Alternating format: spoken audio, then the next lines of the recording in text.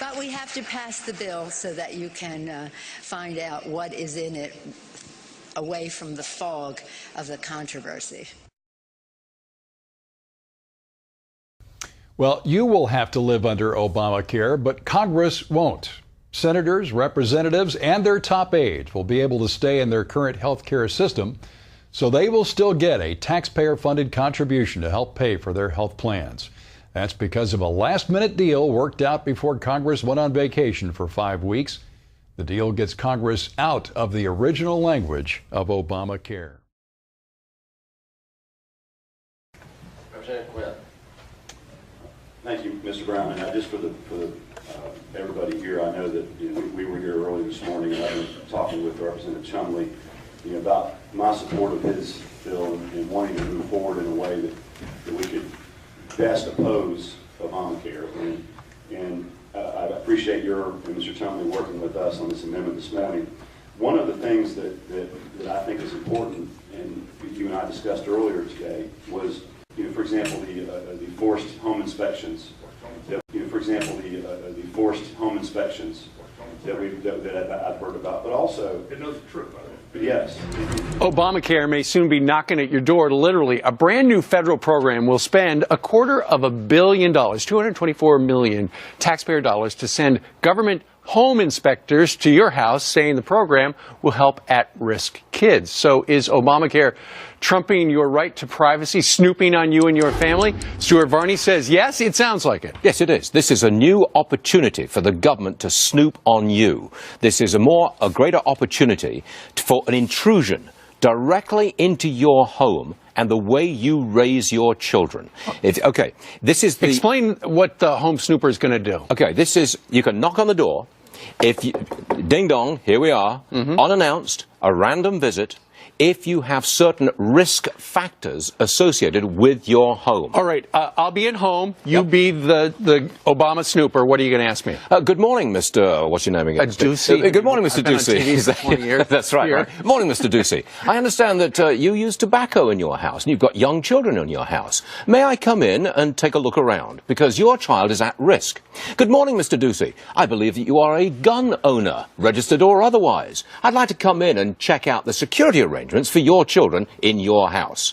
And by the way, taxpayers are going to pay for this intrusion into your home and your privacy and how you raise your children. My first inclination would be to answer none of your damn business. But the government doesn't take that for an answer, do they? No, it does not, because you have placed your children at risk. Therefore, you are subject to a random, unannounced inspection of your home by the Obamacare people. Okay, so that information, whether there's a smoker in the house or you own a gun, that's going to now go into a federal database, right? That is correct, yes, along with a lot of other data about you and your family, and you now have this opportunity for intrusion direct into your privacy. Look, to me, this is the exact opposite of what America stands for. Surely America is individual liberty and freedom, not the intrusion by the government knocking on your door, wanting to inspect your property. That's a big deal. That is outrageous. It is outrageous. To track down smokers and gun owners, and it's going to be on a map somewhere. Whole bunch of others. If your child does not have the right educational attainment level,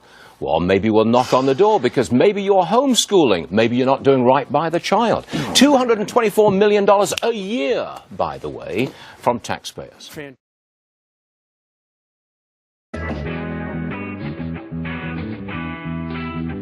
Our elected officials have pretty serious jobs, particularly our president, who is tasked with ultimately representing us in matters that deeply affect our everyday lives. So when we see Obama treating us as mindless masses to be manipulated, we should question it. Which is why I'm questioning, why is Obama now recruiting celebrities to sell us on buying into Obamacare? Trevor Nielsen is a man who represents celebrities including Eva Longoria and John Legend, and he's confirmed he's in talks with the White House to sign on his clients to help advertise Obamacare. The White House is also in talks with the NFL and the NBA to help promote the new insurance options. Apparently, officials working to implement the healthcare program recognize that they need to create a buzz to draw people into the new health insurance exchanges.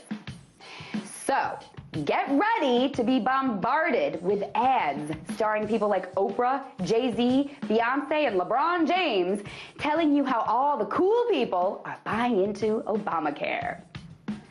The whole point of Obama recruiting professional sport and Hollywood stars is to reach today's youth and to try to get them to sign up for coverage, just like he used them to get elected, just like his wife used Beyonce for her Let's Move platform. He could choose to air a TV commercial where he looks into the camera and says, look, everyone should sign up for this new healthcare program. It's going to cost you more probably, but in the end, our country will be better for it because all of our citizens will no longer have to worry about medical expenses. Or he could air a TV commercial where he explains how Obamacare will not just be a giant profit machine for our crappy insurance companies. Instead, he's going to air TV commercials where Eva Longoria of Desperate Housewives fame is all made up and reads a teleprompter filled with Obamacare propaganda while probably banking millions for it. Why? Because Obama is the glamorous president. He constantly uses celebrities to push his legislative agenda onto the masses because he clearly thinks we're all a bunch of mindless idiots who do everything rich entertainers tell us to do. It's disgusting. The only thing more disgusting is that he's probably right about a lot of Americans. Death panel. Death panel. Death panel. Death panel. Their lies about phony death panels have all been proven false. Unfortunately, there are real death panels in America. In the spring of 1987, as a physician, I denied a man a necessary operation that would have saved his life and thus caused his death. And I'm haunted by the thousands of pieces of paper in which I have written that deadly word, denied.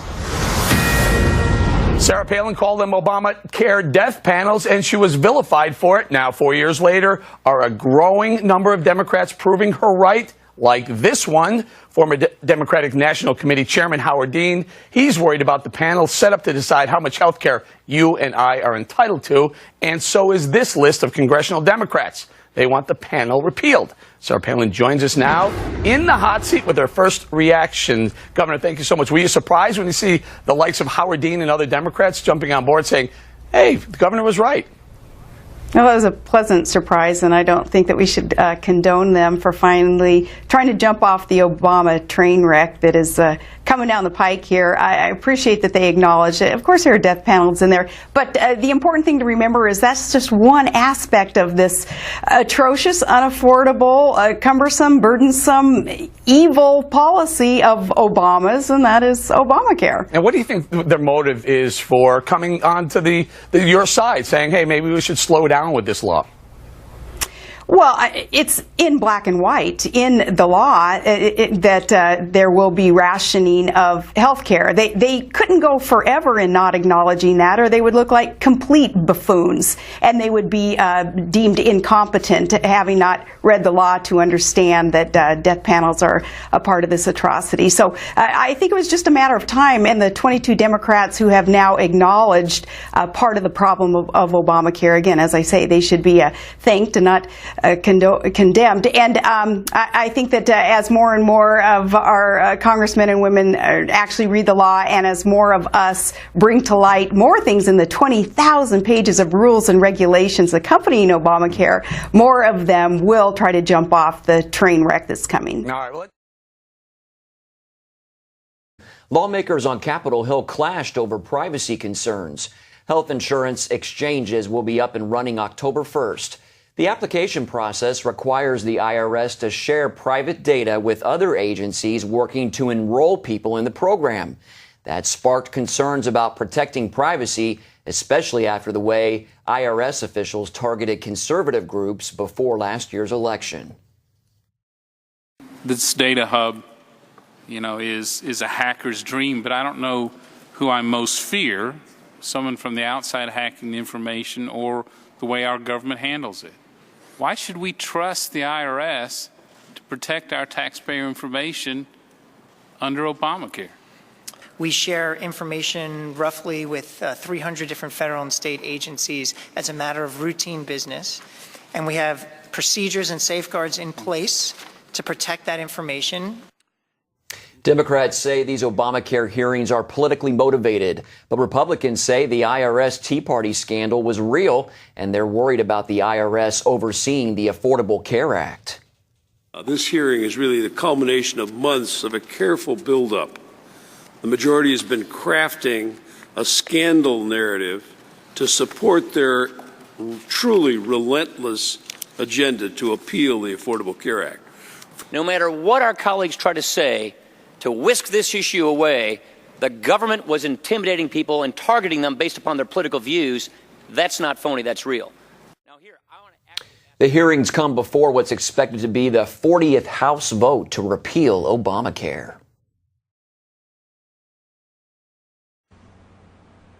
RFID chip now being issued in Hannah, Wyoming, as part of new Obamacare plan. So my reporting on the Obamacare plan, along with a lot of other people on YouTube who are reporting on Obamacare, stating that part of the legislation mandated RFID chips, and there were so many YouTubers who were saying, no, no, no, it didn't. Well, it does. The Obamacare RFID chips are currently being given a test run on the proud and patriotic citizens of Hannah, Wyoming. Over the last 2 weeks, a special piece of legislation has been passed making it mandatory for anyone who receives welfare or any other form of government assistance to be implanted with these new identification chips. Even select government employees and officials have been ordered to receive the new subdermal device. Police officers, military, even garbage men will all be required to have the RFID chip by the end of next month or face termination from their jobs. Humans injected with a tiny chip holding the key to all of their private information. So why do some experts say it's potentially deadly? CBS 46's Kim Fedek investigates. One of the loudest voices of opposition is right here in the Boston area, a Harvard doctor and author of spy chips. These technologies will not make us safer. I think they'll make us sitting ducks for Big Brother. Dr. Catherine Albrecht also compiled 16 years of studies she says prove the chip can cause cancerous tumors. It's clear as day that these tumors were not only malignant, but they metastasized, they spread to the lungs, the liver, the thymus, the brain. These pictures show the tumors growing around the actual chip in the mice and rats. Certainly the company, I mean, they've done, I think, a tremendous job of keeping that information under wraps for the last several years. Well, if you don't realize that we have become Nazi Germany on steroids, if you don't realize that this is an absolute dictatorship that we're living now in this country, I have no clue what it will take to wake you up. There's bipartisan agreement that Obamacare isn't working. Democratic Senator Max Baucus, the lead author of Obamacare, said it's a huge train wreck. And Teamsters President James Hoffa said Obamacare will destroy the foundation of the 40-hour work week that is the backbone of the American middle class. And the president is quietly granting Obamacare waivers to big corporations. It's time for Congress to grant American families the same waiver President Obama has given giant corporations. The Constitution gives Congress the power of the purse, and we need Congress to stand up and defund Obamacare now. Please join me so we can get America back on track. Please call 1-800-314-8505 and tell Congress to defund Obamacare now. That's 1-800-314-8505.